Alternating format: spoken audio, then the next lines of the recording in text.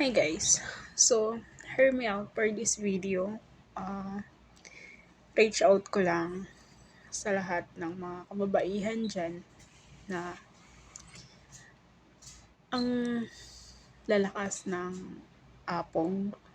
Alam niyo yung apong sa Tagalog? Hindi ko alam eh. Pero sa salita namin apong is, ako parang, basta mapait na parte yun ng katawan. Like, ang lalakas ng apong nyo para dumikit-dikit sa mga tao or mga ayun, may partner na sa buhay or yung papasok sa isang relasyon na alam nyo namang may karelasyon na. 'Di ba? Hindi ko alam eh, bakit may mga taong ganito na kaya naman nilang magkaroon ng mga partner na walang sabit, single, pero talagang nag stick pa sila dun sa may mga taong karelasyon na. Anong meron? Kakaiba ba ang panlasa ng pagkain nilalasap na ng iba? Hindi ko ma-imagine kasi na may mga ganitong klase ng tao at mostly hindi lang sa mga babae 'no, hindi lang sa mga lalaki, in general. In general may mga ganito talagang tao tayong ma-e-encounter sa buhay, eh, na kahit alam nilang may partner na yung tao, eh, nag-i-stay pa rin sila para maging sabit. Alam niyo yun? Yung halimbawa sa mga babae na lang, kapwa mo babae, babae ka eh, tapos alam mong may partner na yung hinaharot mo or pinapatungan mo. Ano ba naman yung magkaroon ka ng sariling respeto sa sarili mo na ikaw na lang yung umiwas, ikaw na lang lumayo, hindi yung kayo pa yung maghahamon na, eh paano kung sila yung ayaw lumayo, eh paano kung sila yung lalapit ng lapit. Like, diba? Ang kakapal ng mukha ng mga ganitong klase ng tao.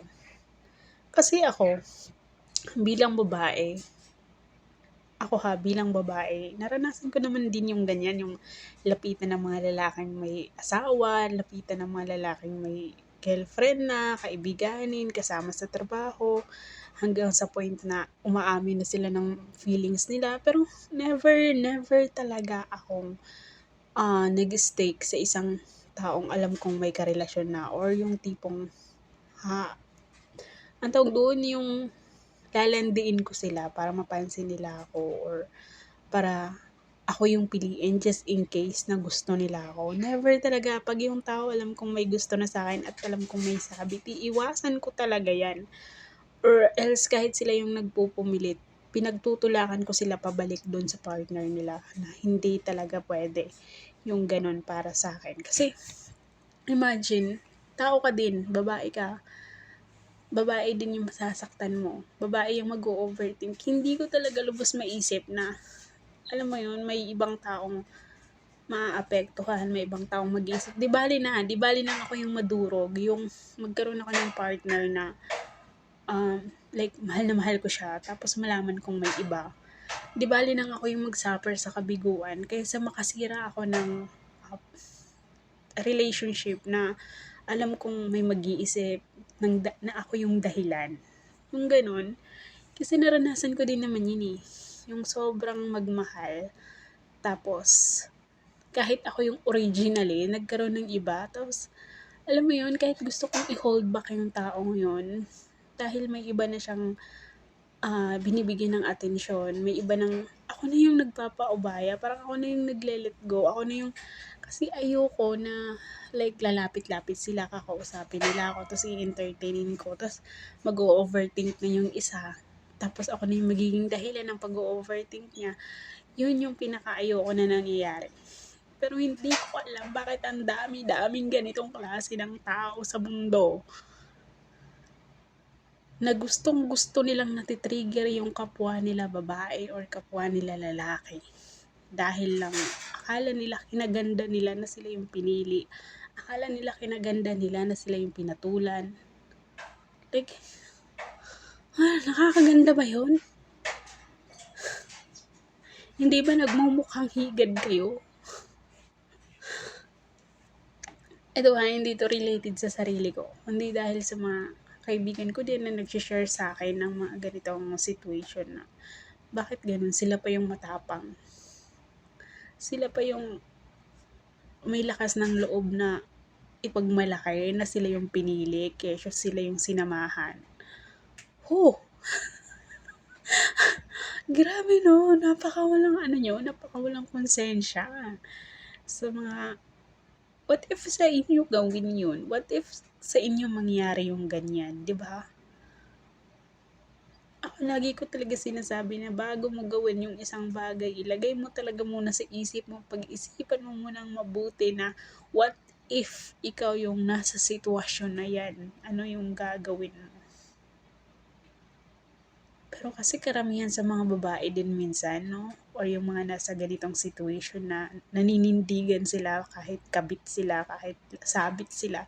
Naninindigan talaga sila. Like, anong gagawin ko? Hinahabol-habol ako. Anong gagawin ko? Lapit ng lapit sa akin.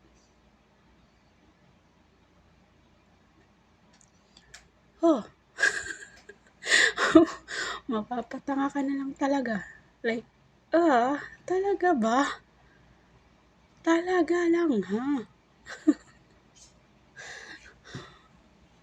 So, 'di ba? Hindi mo talaga maano yung tao no. Kahit nasa kanila na yung ganda ng mukha, ganda ng katawan. Pero Diyos ko, hinahayaan nilang maging sabit sila at maging pastime ng mga taong hindi marunong makontento. Tapos binabalidate pa nila yung sarili nila. Kesyo sila yung pinili. Kesyo sila yung maganda. Kesyo sila yung masarap. Talaga ba?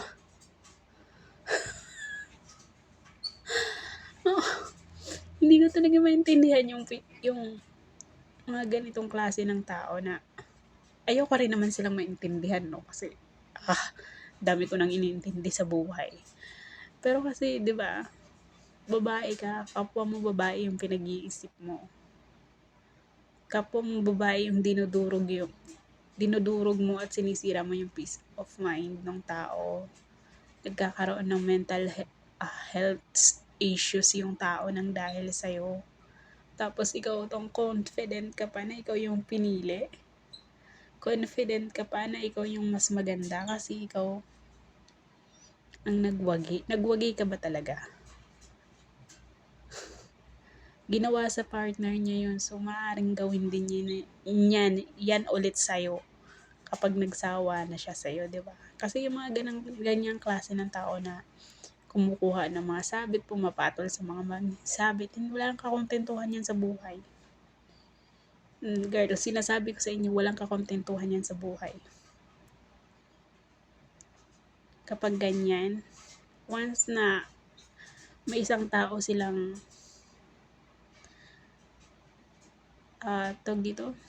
inabuso yung mental health or iniwan para sa inyo, lagi niyong iisipin, kung nagawa nila yan sa una, magagawa rin nila yan sa'yo. Sabihin na natin magkaiba kayo.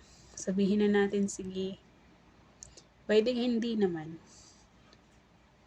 Pwedeng oo, maging matino sa'yo. Pero, I doubt it. Kasi, sabi nga nila, yung mga tao ngayon, so 100 katao, 1.1% na lang yung matino. Yung faithful, yung loyal. Ang hirap maging faithful sa panahon ngayon.